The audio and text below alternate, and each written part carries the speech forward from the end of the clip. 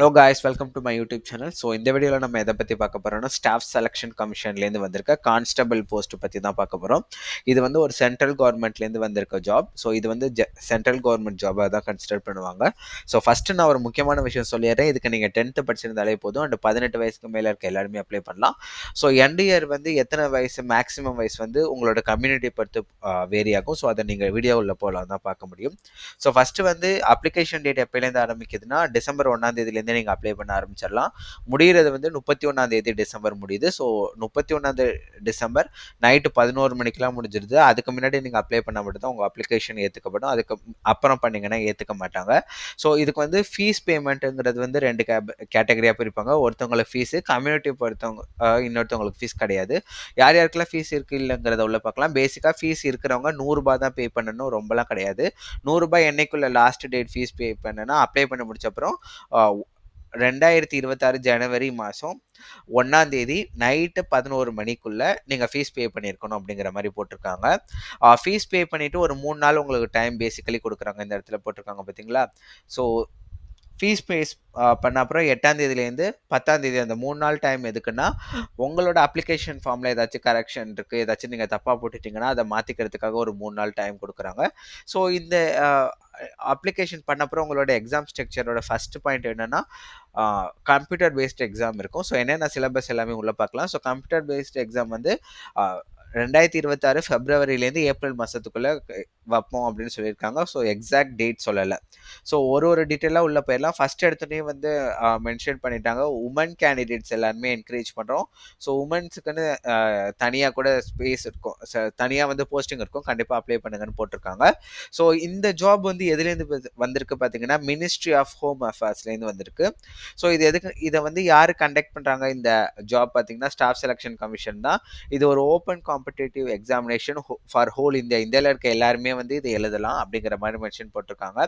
So என்னென்ன இப்போ வந்து கான்ஸ்டபிள்னு போட்டுட்டீங்க, அதுலேயே நிறைய டிபார்ட்மெண்ட் இருக்கு இல்லையா போலீஸில். அதில் என்னென்ன போட்டிருக்காங்க பாருங்க, CRPF, CISF, BSF, ITBP. So இந்த மாதிரி எல்லாமே கொடுத்துருக்காங்க. ஸோ போலீஸ் தான் உங்களோட ட்ரீம் அப்படின்ட்டு எல்லாமே இதில் கண்டிப்பாக யூஸ் பண்ணலாம். ஸோ ரெக்ரூட்மெண்ட் ப்ராசஸ் எப்படி இருக்குன்னு பார்த்தீங்கன்னா, ஃபர்ஸ்ட் ஒரு கம்ப்யூட்டர் பேஸ்ட் எக்ஸாம் நீங்கள் எழுதுவீங்க. அந்த எக்ஸாமில் வந்து நீங்கள் நிறைய மார்க் எடுக்கணும்லாம் அவசியம் இல்லை. ஐ திங்க் கம்யூனிட்டி பொறுத்த மாதிரி ஒரு 30% மார்க் எடுத்தாலே போதும் அப்படிங்கிற மாதிரி தான் போட்டிருக்கேன். 100க்கு 30 அப்படிங்கிற மாதிரி. எக்ஸாக்ட் டீட்டெயில் நான் உள்ளே சொல்லிடுறேன், நோட்டிஃபிகேஷனில் கொடுத்துருக்காங்க, அதை அப்படியே பார்த்து சொல்கிறேன். ஃபஸ்ட்டு வந்து கம்ப்யூட்டர் பேஸ்ட் எக்ஸாம் எழுதுவீங்க. அதுக்கப்புறம் வந்து ஃபிசிக்கல் ஸ்டாண்டர்ட் டெஸ்ட்டு, அதுக்கப்புறம் ஃபிசிக்கல் எஃபிஷியன்சி டெஸ்ட்டு. இந்த 2 டெஸ்ட்டு முடிஞ்சு இது 3மே முடிஞ்சு இது 3லேயுமே பாஸ் ஆகிட்டிங்கன்னா, கடைசியாக வந்து மெடிக்கல் எக்ஸாமினேஷனும் டாக்குமெண்ட் வெரிஃபிகேஷனும் இருக்கும். ஸோ இதுதான் ப்ராசஸ். நீங்கள் இது எல்லாமே கம்ப்ளீட்டாக முடிச்சிங்கன்னா உங்களுக்கு வேலை கொடுத்துருவோம் அப்படிங்கிற மாதிரி போட்டிருக்காங்க. ஸோ இதை எப்படி அப்ளை பண்ணுறதுன்னு பார்த்தீங்கன்னா, ஆன்லைன் மோட் ஒன்றுன்னு போட்டிருக்காங்க. நீங்கள் ஆஃப்லைனில் அப்ளை பண்ணவே முடியாது, ஆன்லைனில் மட்டும் தான் அப்ளை பண்ணணும். ஸோ உங்களுக்கு தெரிஞ்சால் ஆன்லைனில் அப்ளை பண்ணுங்கள், தெரியலன்னா ஏதாச்சும் ப்ரௌசிங் சென்டரில் போய் கண்டிப்பாக அப்ளை பண்ணுங்கள். ஸோ இந்த எக்ஸாம் வந்து பார்த்தீங்கன்னா, பேசிக்காக இங்கிலீஷ், ஹிந்தி கொடுத்துருக்காங்க. அது இல்லாமல் அப்படின்னு பார்த்தீங்கன்னா, நம்ம தமிழ் தான் மெயின். ஸோ தமிழ்லையுமே எக்ஸாம் நடக்கும் அப்படிங்கிற மாதிரி போட்டிருக்காங்க. ஸோ அடுத்த முக்கியமான பார்ட்டை பார்த்தீங்கன்னா, இந்த எக்ஸாமுக்கு அப்ளை பண்ணுறப்ப உங்கள்கிட்ட எல்லா ரெக்கார்ட் டாக்குமெண்ட்டும் இருக்கான்னு செக் பண்ணிவிட்டு அப்ளை பண்ணிக்க சொல்கிறாங்க. ஸோ கடைசி டயத்தில் வந்து டாக்குமெண்ட் இல்லை, டாக்குமெண்ட் வெரிஃபிகேஷன் போகிறப்ப டாக்குமெண்ட் இல்லைன்னா இந்த ஹோல் ப்ராசஸ் நீங்கள் எழுதி பாஸ் பண்ணியிருந்தாலுமே அக்செப்ட் பண்ணியிருக்க மாட்டோம் அப்படின்னு சொல்லியிருக்காங்க. ஸோ அதே மாதிரி முக்கியமான ஒரு பாயிண்ட் கொடுத்துட்டாங்க, இந்த எக்ஸாம் பற்றின எந்த ஒரு டீட்டெயிலுமே போஸ்ட்டில் போட மாட்டாங்க, எல்லா டீட்டெயிலுமே வெப்சைட் தான். ஸோ நீங்கள் ஃபஸ்ட்டு வந்து கம்ப்யூட்டர் பேஸ்ட் எக்ஸாம் செலக்ட் ஆகியிருந்து அதோட எந்த லொக்கேஷன், அந்த டீட்டெயில் எல்லாமே வெப்சைட்டில் தான் வரும். அடுத்த அந்த மெடிக்கல் டெஸ்ட்டாக இருக்கட்டும், அடுத்தது வந்து ஃபிட்னஸ் டெஸ்ட்டாக இருக்கும், டாக்குமெண்ட் வெரிஃபிகேஷனாக இருக்கும், எல்லாமே வந்து வெப்சைட்டில் தான் வரும்னு போட்டிருக்காங்க. ஸோ இது ரொம்ப ரொம்ப முக்கியம். ஸோ லெவல் 3 இதோட பே என்னன்னா, லெவல் 3 பேசிக் சேலரியே உங்களுக்கு என்னென்னா ரூ. 21,700 69,000 வரைக்கும். ஸோ ஜென்ரலாக பார்த்தீங்கன்னா 21,000 69,000 வரைக்கும் உங்களோட பேசிக் சேலரின்னு கொடுத்துட்டாங்க. ஸோ வேக்கன்சி பேஜ் நான் இப்போ அப்படியே வைக்கிறேன், நீங்கள் ஸ்க்ரீன்ஷாட் எடுத்துக்கோங்க இது அப்படியே உங்கள் ஃபோன்லேயே. ஸோ வேக்கன்சி வந்து பார்த்தீங்கன்னா, மேலுக்கு தனியாக, ஃபீமேலுக்கு தனியாக கொடுத்துட்டாங்க. நான் முன்னாடி சொல்லியிருக்கேன் ஃபீமேலுக்குன்னு தனியாக பொசிஷன் இருக்குன்னு. ஸோ ஃபீமேல் யாராச்சும் இருந்துச்சுன்னா உங்களுக்கு ஹை ப்ரிஃபரன்ஸ் கிடைக்க சான்ஸ் இருக்குது, அப்ளை பண்ணுங்கள். மேலுக்கும் தனியாக இருக்குது. இதில் கேட்டகரிஸ் வைஸ் பார்த்தீங்கன்னா, எஸ்சிக்கு தனியாக, எஸ்டிக்கு தனியாக, ஓபிசிக்கு தனியாக, இடபிள்யூஎஸ்க்கு தனியாக, யூஆர்னா ஒன்றுமே அன்ரிசர்வ்டு. ஸோ ஓபிசி சர்டிஃபிகேட் என்கிட்ட இல்லை. இப்போ எஸ்சிஎஸ்டிக்கு சர்டிஃபிகேஷன் வந்து நார்மலே இருக்கும். ஓபிசி மட்டும் தான் நீங்கள் வந்து இப்போ பிசியில் இருக்கவங்க மட்டும் தான் ஓபிசி நான் க்ரீமி லேயரில் வாங்கியிருக்கணும். க்ரீமி லேயரில் இருந்தாலுமே அக்செப்ட் பண்ணிக்க மாட்டாங்க. நான் க்ரீமி லேயர் இல்லாதவங்க யூஆர் ஜென்ரலில் போயிடுங்க. உமனுக்கும் அதே மாரி என்னென்ன வேக்கன்சி இருக்குன்னு குடுத்துருக்காங்க. ஸோ இது வந்து பார்த்தீங்கன்னா, எந்தெந்த பொசிஷனுக்கு அப்படிங்கிறது மாரி மென்ஷன் பண்ணிட்டு, டோட்டல் வந்து கீழ குடுத்துருக்காங்க. ஸோ கிராண்ட் டோட்டல் பார்த்தீங்கன்னா, 25,487 போஸ்டிங்க்கு நீங்க அப்ளை பண்றீங்க. மொத்த போஸ்டிங் இருக்கு. ஸோ அதுக்கு நீங்க அப்ளை பண்றீங்க. இந்த வேக்கன்சி வந்து எப்படி நீங்க ஸ்கிரீன்ஷாட் எடுத்துட்டீங்கன்னு நம்புறேன். ஸோ இந்த வேக்கன்சி இப்ப எப்படி குடுத்துருக்காங்கன்னா, இப்போதைக்கு தற்காலிக வேக்கன்சி தான். நீங்க வந்து பிப்ரவரிலேருந்து ஏப்ரல்குள்ள தான் வந்து கம்ப்யூட்டர் பேஸ்ட் எக்ஸாமே இது போறீங்க. அதுக்கப்புறம் நெறைய மெடிக்கல் டெஸ்ட் அது இதுன்னு ப்ராசஸ் இருக்கு. ஸோ இதுக்கு நடுவுல வேற எங்கேயாவது வேக்கன்சி வந்துச்சுன்னா, அந்த வேக்கன்சி இன்கிரீஸ் ஆகும் அப்படிங்கிற மாரியும் போட்டிருக்காங்க. ஸோ நெக்ஸ்ட் பார்த்தீங்கன்னா எக்ஸ் சர்வீஸ் மேனுக்கு இருந்தீங்கன்னா, அவங்களுக்கு வந்து 10% வேக்கன்சி இருக்குன்னு போட்டிருக்காங்க. அவங்களுக்கு வந்து ஏஜ் ரிலாக்சேஷனுமே குடுத்துருக்காங்க. அது கீழ பார்த்துரலாம். ஸோ நான் ரொம்ப ரொம்ப முக்கியமான பாயிண்ட் மட்டும் தான் சொல்லிட்டு இருக்கேன். ஸோ இதுல ரொம்ப ரொம்ப முக்கியமானது என்னன்னா, நீங்க வந்து இந்தியாவோட சிட்டிசனா கம்பல்சரி இருக்கணும். நீங்க வேற இடத்துலேருந்து வந்தீங்கன்னா அக்செப்ட் பண்ணிக்க மாட்டேன்னு சொல்லியிருக்காங்க. அதுக்கப்புறம் முக்கியமான பாயிண்ட் பார்த்தீங்கன்னா, ஏஜ் குடுத்துருக்காங்க. ஸோ நான் முன்னாடியே குடுத்தேன். இதோட குவாலிஃபிகேஷன் வெறும் 10த் தான். ஸோ 18 வயசுலேருந்து 23 வயசு இருக்க எல்லாருமே அப்ளை பண்ணலாம். அதே மாரி வந்து இங்க ரிலாக்சேஷன் குடுத்துருக்காங்க. நீங்க ஒரு 23 வயசு ஆயிடுச்சு. பட் எஸ்சி, எஸ்டியா இருந்தீங்கன்னா 28 வயசு வரைக்கும் அப்ளை பண்ணலாம். அதாவது 18லேருந்து 28 வயசு வரைக்கும் அப்ளை பண்ணலாம். ஸோ உங்களுக்கு தெரிஞ்ச வேற யாருக்கு வேணாலும் இத ஷேர் பண்ணுங்க. அவங்களுக்கு ரொம்ப யூஸ்ஃபுல்லா இருக்கும். இது டிகிரி முடிச்சிருக்கணுங்கிற அவசியமே கிடையாது. 10th முடிச்சிருந்தாலே அப்ளை பண்ணலாம். ஓபிசியா இருந்தீங்கன்னா ஒரு 3 வருஷம் குடுக்குறாங்க. 3 வருஷம்னா 23னா 26 வயசு வரைக்கும் அப்ளை பண்ணிக்கலாம். எக்ஸ் சர்வீஸ் மேனா இருந்தீங்கன்னா அதுக்கு ஒரு 3 வருஷம் குடுத்துருக்காங்க. அதுக்கப்புறம் அந்த சில்ட்ரன் வித் டிபெண்டன்ட் இது எல்லாருக்குமே 5 வருஷம், 8 வருஷம், 10 வருஷம்னு குடுத்துருக்காங்க. இதோட டீட்டெயில் வந்து அப்படியே ஒரு ஸ்கிரீன்ஷாட் எடுத்துட்டு ஒரு தடவ நீங்களே செக் பண்ணிக்கோங்க. ஸோ இந்த டேட் ஆஃப் பர்த் வந்து எப்படி செக் பண்ணுவாங்க அப்படின்னா, இப்போ உங்களுக்கு 26 வயசு இன்னைக்கு ஆயிடுச்சா இல்லையா எப்படி செக் பண்ணுவாங்கன்னா, கண்டிப்பா இது 10th பேஸ்டுங்கிறதுனால இந்த 10த்ல வந்து மார்க் ஷீட் குடுத்துருப்பாங்க இல்லையா? அந்த டேட் ஆஃப் பர்த் தான் மெயினா எடுத்துப்பாங்க. அதுல என்ன டேட் ஆஃப் பர்த் இருக்கோ, ஸோ நெறைய பேர் வந்து ஸ்கூல் டேட் ஆஃப் பர்த் வேற, பர்த் சர்டிஃபிகேட் வேற இருக்குன்னு சொல்லுவீங்க. ஸ்கூல் டேட் ஆஃப் பர்த்ல என்ன இருக்கோ அதுதான் கண்டிப்பா. அப்படிங்கிற மாரி இங்க கீழ குடுத்துருக்காங்க. இங்க பாருங்க மெட்ரிகுலேஷன் செகண்டரி எக்ஸாமினேஷன் சர்டிஃபிகேட்ல என்ன இருக்கோ அதுதான் அப்படின்னு. ஸோ அதுக்கு கீழ நெக்ஸ்ட் பாயிண்ட் பார்த்தீங்கன்னா, ஸோ இது ஃபுல்லாவே வந்து எக்ஸ் சர்வீஸ் மேன்ல நெறைய உங்களுக்கு டவுட் இருக்கும். அத ஃபுல்லாவே இதுல சொல்லியிருக்காங்க. ஸோ நான் கடைசியா வந்து இந்த எப்படி இந்த நோட்டிஃபிகேஷன் கண்டுபிடிச்சேன்னு சொல்றேன். ஸோ அத பார்த்து நீங்களே கண்டுபிடிக்கலாம். Process of self certificate. Next ஒரு இது எல்லாமே பேசிக்கலி என்ன சொல்லியிருக்காங்கன்னா, அந்த எஸ்சி, எஸ்டியோட சர்டிஃபிகேட் அந்த மாரி தான் குடுத்துருக்காங்க. ஸோ மெயின் பாயிண்ட் வந்து பார்த்தீங்கன்னா, நான் முன்னாடி சொல்லியிருந்தேன் ஓபிசியா இருந்தீங்கன்னா, நான் கிரீமி லேயரா இருக்கணும். கிரீமி லேயர்ல இருந்தீங்கன்னா, அக்செப்ட் பண்ணிக்க மாட்டாங்க. அதே மாரி ஓபிசி சர்டிஃபிகேட் பார்த்தீங்கன்னா, ஒரு ஸ்பெசிஃபிக் தான். ஒரு சில இதுல வந்து 1 இயர், 2 இயர் அப்படின்னு தான் கேட்பாங்க. ஏன்னா, அந்த 2 வருஷத்துல உங்களோட பொருளாதாரம் வந்து மேம்பட்டு இருந்துச்சுன்னா, உங்களுக்கு ஓபிசி வந்து செல்லாது இல்லையா? ஸோ இந்த ரிசல்ட் உங்களுக்கு டாக்குமெண்ட் வெரிஃபிகேஷனுக்கு அப்போ கூப்பிடுறப்ப, நீங்க ஓபிசி நான் கிரீமி லேயரா இருந்தா மட்டும் தான். அப்போ வந்து உங்களோட பொருளாதாரம் ஒரு வேளை இன்கிரீஸ் ஆயி கிரீம் லேயர்ல போயிருந்தீங்கன்னா அக்செப்ட் பண்ணியிருக்க மாட்டோம் அப்படிங்கிற மாரி சொல்லியிருக்காங்க. ஸோ அடுத்தது நான் முக்கியமான சொன்ன மாரி எஜுகேஷனல் குவாலிஃபிகேஷன் வந்து பேசிக்கா 10th தாங்க அவங்க கேட்கறாங்க. அதுக்கு மேல நீங்க யுனிவர்சிட்டி, காலேஜ் எது வேணாலும் படிச்சிருக்கலாம். 10th எப்போ கம்ப்ளீட் பண்ணியிருக்கணும் பார்த்தீங்கன்னா, 1/1/2026 10th கம்ப்ளீட் பண்ணியிருக்கணும். ஃப்ரம் அ ரெகக்னைஸ்டு போர்ட் அப்படின்னா, இப்ப நம்ம தமிழ்நாட்டுல எல்லாருமே ஸ்டேட் போர்ட்ல தான் இது பண்ணோம். ஸோ இது இந்தியா ஃபுல்லான நோட்டிஃபிகேஷன் அந்த யூனிவர்சிட்டி அதெல்லாம் போட்டிருக்காங்க. ஸோ 2026 1ஆம் தேதிக்கு முன்னாடி நீங்க வந்து 10th அஃபிஷியலா கம்ப்ளீட் பண்ணியிருக்கணும் அப்படிங்கிற மாரி போட்டிருக்காங்க. அதே மாரி வந்து டாக்குமெண்ட் வெரிஃபிகேஷன் என்னென்னன்னு சொல்லியிருக்காங்க. நீங்க கண்டிப்பா வந்து டாக்குமெண்ட் வெரிஃபிகேஷன் போறப்ப 10th மார்க் ஷீட் கண்டிப்பா குடுக்கணும். அது இல்லாம நீங்க டிகிரி மென்ஷன் பண்ணியிருந்தீங்கன்னா, உங்களோட ப்ரொவிஷனல் சர்டிஃபிகேட்டு, அப்புறம் வந்து மெட்ரிகுலேஷன் கம்ப்ளீட் பண்ணது மேபி 12th கம்ப்ளீட் பண்ண இந்த எல்லா ப்ரூஃப் அந்த டாக்குமெண்ட்டுமே சப்மிட் பண்ணணும்னு சொல்லியிருக்காங்க. ஸோ இது ரொம்ப ரொம்ப முக்கியமான பாயிண்ட் என்சிசி. ஸோ நெறைய பேர் ஸ்கூல்ல வந்து என்சிசில இருந்திருப்பீங்க. ஸோ என்சிசில இருந்தவங்களுக்கு சர்டிஃபிகேட் கேட்டகரி குடுத்துருக்காங்க ஏபிசின்னு. அத பேஸ் பண்ண மாரி இன்சென்டிவ் போனஸ் மார்க் குடுத்துருக்காங்க. ஸோ இது உங்களுக்கு ரொம்ப பெரிய ஒரு யூஸ்ஃபுல்லா இருக்கும். ஏ சர்டிஃபிகேட்டுக்கு 2, பி சர்டிஃபிகேட் 3%, சி சர்டிஃபிகேட் 5%ன்னு குடுத்துருக்காங்க. ஸோ இது வந்து என்சிசிக்கு கீழ இருக்க டவுட்ஸ் எல்லாமே இங்க கீழ மென்ஷன் பண்ணியிருக்காங்க. இது எல்லாமே நான் அப்ளிகேஷன் ஃபார்ம் ஷேர் பண்ணிடுறேன். பேஜ் நம்பர் 8ல இருக்கு பார்த்துக்கோங்க. அப்ளிகேஷன் ஃபார்ம் இந்த notification PDF. How to apply பண்றது எப்படின்னு பார்த்தீங்கன்னா, அந்த எஸ்எஸ்சியோட கவர்மெண்ட் அஃபிஷியல் வெப்சைட் லிங்க் இங்கேயே குடுத்துருக்காங்க பாருங்க. ssc.gov.in. ஸோ அது இங்கேயுமே இருக்கு. நான் வந்து இந்த இது முடிஞ்சோனே இத கண்டிப்பா அந்த லிங்க் டிஸ்கிரிப்ஷன்ல குடுத்துருக்கேன். ஃபர்ஸ்ட் வந்து ஒன் டைம் ரிஜிஸ்டர் பண்ணணும். இன்னொரு முக்கியமான விஷயம் இங்க கீழ என்ன குடுத்துருப்பாங்கன்னா, ஒன் டைம் ரிஜிஸ்ட்ரேஷன் பண்றப்ப உங்களோட ஆதார் கார்டு இருக்கு பார்த்தீங்களா? ஆதார் கார்டு வச்சு தான் ஒன் டைம் பண்ணணும். ஆதார் கார்டு இல்லன்னா ஓட்டர் ஐடி வேற ஏதாச்சும் கேட்பாங்க. ஏன் இது கேட்கறாங்கன்னா, முன்னாடியே சொன்ன மாரி ஒன்லி இந்தியன் சிட்டிசன். ஸோ இது சென்ட்ரல் கவர்மெண்ட் அ அ அந்த மிலிட்டரி பேஸ் அந்த சைடு மாதிரியும் உங்களுக்கு போலீஸ்ல வந்து பார்டர்லலாம் கூட போடலாம். அதனால கண்டிப்பா வந்து ஆதார் கார்டு கேட்பாங்க. அது இல்லன்னா நீங்க ஓட்டர் ஐடி அந்த மாதிரி ஏதாச்சும் ப்ரூஃப் சப்மிட் பண்ணணும். ஒன் டைம் ரிஜிஸ்ட்ரேஷனுக்கு இதெல்லாம் பண்ணி ஆகணும். ஸோ ஒன் டைம் ரிஜிஸ்ட்ரேஷன் ஆன்லைன்ல சக்ஸஸ்ஃபுல்லா முடிச்சப்புறம் அதே இந்த எஸ்எஸ்சி கவர்மெண்ட் வெப்சைட்ல போயிட்டு நீங்க அப்ளை பண்ணலாம் அப்படிங்கிற மாதிரி போட்டிருக்காங்க. ஸோ நான் இங்க கொடுத்தது தான் ஒன் டைம்ல வந்து ஆதார் கார்டு வெரிஃபிகேஷன் கண்டிப்பா கேட்பாங்கன்னு போட்டிருக்காங்க. அப்படி இல்லாதவங்க நீங்க வேற ஏதாச்சும் டாக்குமெண்ட்ஸ் கூட ப்ரொவைட் பண்ணிக்கலாம். இன்னொரு முக்கியமான விஷயம் பார்த்தீங்கன்னா, இந்த அப்ளிகேஷன் ஃபார்ம்ல நீங்க ஃபோட்டோ எதுவுமே ஒட்ட வேண்டாம். நீங்க அப்ளை பண்றப்ப இது வந்து உங்களுக்காக வேற யாருமே அப்ளை பண்ண முடியாது. நீங்க அந்த இடத்துக்கு நல்லா ட்ரெஸ் பண்ணிக்கிட்டு, கண்ணாடி, கேப், வேற ஏதாச்சும் மாஸ்க் எதுவுமே போடாம நல்லா டீசென்ட்டா ட்ரெஸ் பண்ணிட்டு போணும். ஏன்னா அப்ளை பண்றப்போ உங்களோட ஃபோட்டோ அது அந்த அப்ளிகேஷன் ஃபார்ம்லயே உங்கள டைரக்ட்டாவே அது ஃபோட்டோ எடுத்துக்கும். ஸோ இதுல என்னென்ன நோட்டிஃபிகேஷன்லாம் கீழ குடுத்துருக்காங்கன்னு பார்த்தீங்கன்னா, நல்லா லைட்டு பேக்ரவுண்ட் வந்து பின்னாடி பிளெயினா தான் இருக்கட்டும். எதுவும் பூ போட்டது டிசைன் எதுவுமே இருக்கக்கூடாது. ஒரு பேனர் அந்த மாதிரி எதுவுமே அடுத்தவங்க ஃபோட்டோ எதுவுமே இருக்கக்கூடாது. அதே மாதிரி கேமராக்கு நேரா உங்க கண் இருக்கணும். ஃப்ரண்ட் கேமரா வந்து ஸ்ட்ரெயிட்டா பார்க்கணுங்கிற மாதிரி போட்டிருக்கான். அதே மாதிரி நான் சொன்ன மாதிரி கிளாஸ் கேப் எதுவுமே வேர் பண்ணக்கூடாதுன்னு போட்டிருக்காங்க. ஸோ அப்ளை பண்றப்ப நீங்க ப்ரௌசிங் சென்டர்ல போய் அப்ளை பண்ணக்கூடாது சரி. அந்த இடத்துல உட்காந்து அப்படியே தான் ஒரு ஃபோட்டோ எடுக்கிறாங்களோ அதுதான் உங்க அப்ளிகேஷன் ஃபார்ம்ல வரும்னு போட்டுட்டான். அதே மாதிரி நீங்க பார்த்தீங்களா, ஃபோட்டோ நீங்க வந்து குடுத்திருக்கிறது கேப்சர் ஃபோட்டோ வந்து ரொம்ப ரொம்ப கிளியரா இருக்கணும். கிளியரா இல்லன்னா உங்களோட அப்ளிகேஷன் ஃபார்மே ரிஜெக்ட் பண்றதுக்கான சான்ஸ் இருக்குன்னு போட்டிருக்கான். அதுக்கப்புறம் நீங்க முக்கியமானது ஒண்ணு என்னன்னா, சைன் பார்த்தீங்கன்னா, உங்களோட சைன் கேட்கும். சைன் வந்து நீங்க ஸ்கேனடு டாக்குமெண்ட்டா தான் போடணும். ஸோ இது முன்னாடியே சொல்லிட்டேன். எதையுமே நீங்க பிரிண்ட் எடுத்து அதெல்லாம் எதுவுமே பண்ண முடியாது. இது ஆன்லைன்ல தான்.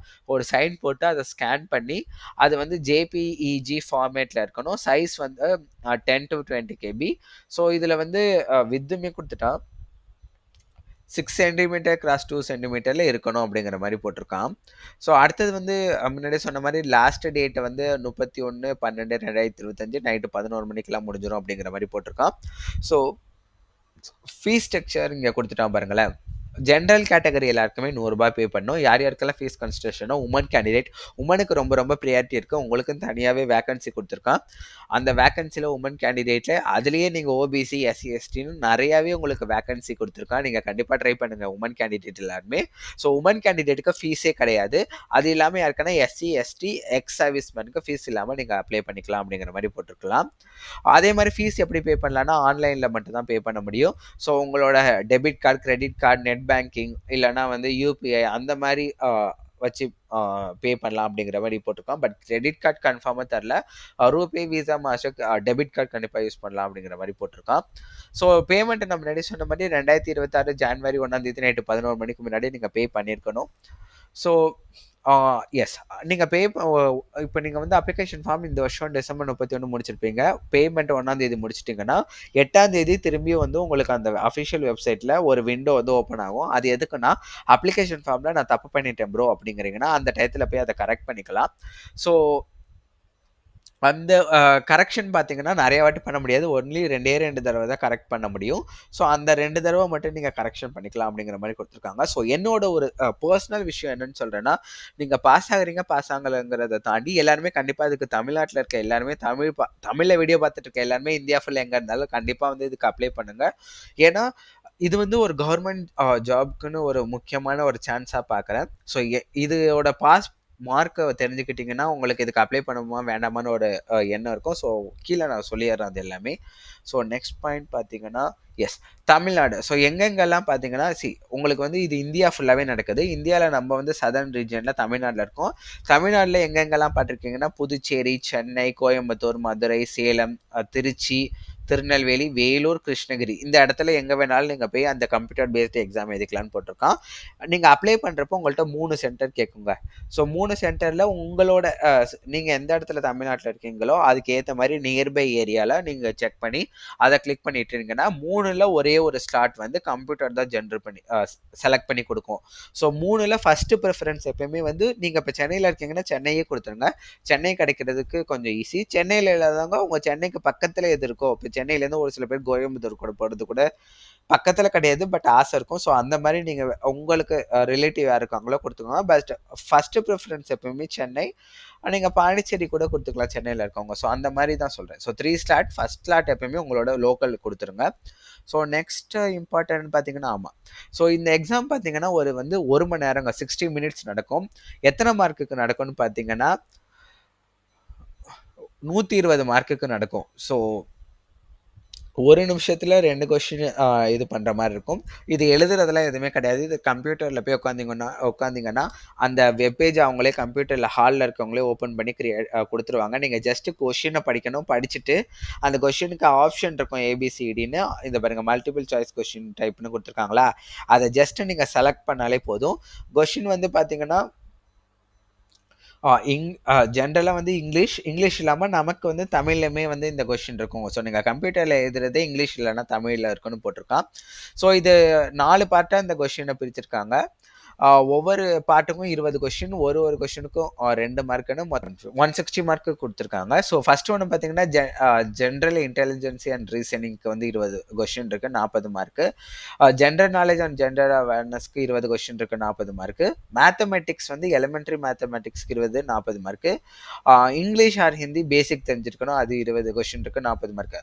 நீங்க தமிழ்லயுமே எக்ஸாம் எழுதினாலும் இங்கிலீஷ் நீங்க தமிழ் மீடியத்துக்கு இங்க தமிழ் குடுக்கல. ஸோ இங்கிலீஷ்ல ஒரு பேசிக் நாலேஜ் இருக்கும்னு கேட்டிருக்காங்க.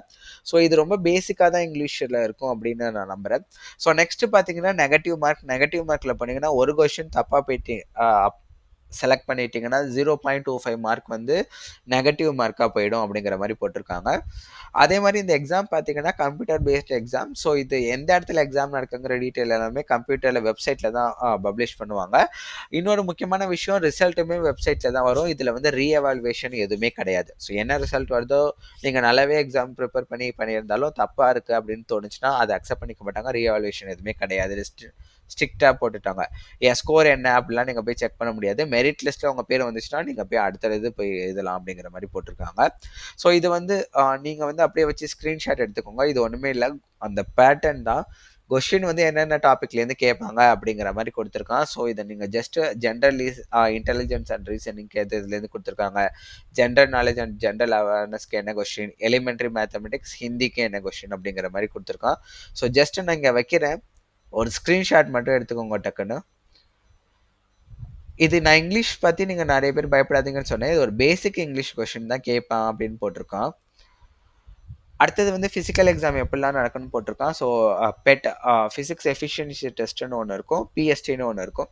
பார்த்தீங்கன்னா ஸோ இது வந்து நம்ம லடாக் இல்லாத ரீஜியனில் 5 கிலோமீட்டர் 24 நிமிஷத்தில் ஓடணும். ஃபீமேலுக்கு பார்த்தீங்கன்னா 1.6 கிலோமீட்டர் 8.5 மினிட்ஸில் நீங்கள் வந்து 1.6 கிலோமீட்டர் ஃபீமேல் ஓடணும். மேலுக்கு வந்து 5 கிலோமீட்டர் 24 மினிட்ஸ் ஓடணும் அப்படிங்கிற மாதிரி கொடுத்துருக்கான்.